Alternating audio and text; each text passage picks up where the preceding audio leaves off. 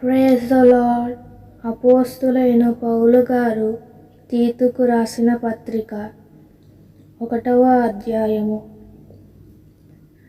దేవుడు ఏర్పరచుకొనిన వారి విశ్వాసము నిమిత్తమును నిత్య జీవమును గూర్చిన నిరీక్షణతో కూడిన భక్తికి ఆధారమగు సత్య విషయమైన అనుభవ జ్ఞానము నిమిత్తమును దేవుని దాసుడును యేసుక్రీస్తు అపోస్తుడైన పౌలు మన అందరి విశ్వాస విషయములో నా నిజమైన కుమారుడగు తీతుకు శుభమని చెప్పి వ్రాయున్నది.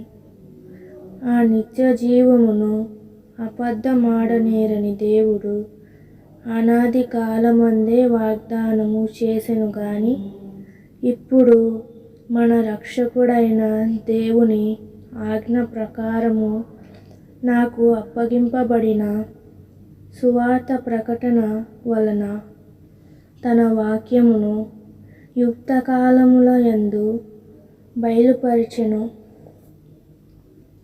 తండ్రి అయిన దేవుని నుండి మన రక్షకుడైన క్రీస్తు యేసు నుండి కృపయు కనికరమును సమాధానమును నీకు కలుగును గాక. నేను నీకు ఆజ్ఞాపించిన ప్రకారము నీవు లోపముగా ఉన్న వాటిని దిద్ది ప్రతి పట్టణములోను పెద్దలను నియమించు నిమిత్తమే నేను క్రేతులో నిన్ను విడిచి వచ్చి తిని. ఎవడైనను నిందారహితుడను ఏకపత్ని పురుషుడును దుర్వ్యాపార విషయము నేరము మోపబడిన వారై అవిధేయులు కాక విశ్వాసులైన పిల్లలు గలవాడై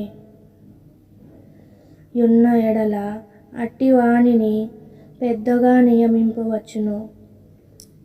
ఎందుకనగా అధ్యక్షుడు దేవుని గృహ నిర్వాహకుని వలె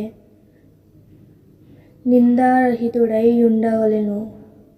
అతడు స్వేచ్ఛాపరుడును ముక్కోపియు మద్యపానియు కొట్టువాడును దుర్లాభము అపేక్షించువాడును గాక.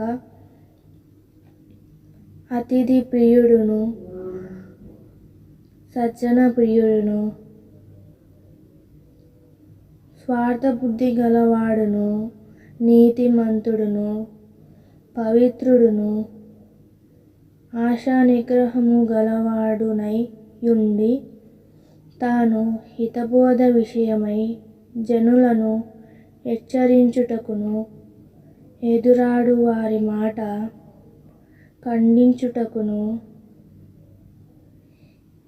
శక్తిగలవాడగునట్లు ఉపదేశమును అనుసరించి నమ్మదగిన బోధను గట్టిగా చేపట్టుకొన వాడునై ఉండవలెను. అనేకులు విశేషముగా నున్నతి సంబంధులను అవిధేయులను వదరుబోధులను మోసపుచ్చువారునై యున్నారు. వారి నోళ్ళు మూయింపవలెను. అట్టివారు ఉపదేశింపకూడని వాటిని దుర్లాభము కొరకు ఉపదేశించుచు కుటుంబములనే పాడు చేయుచున్నారు.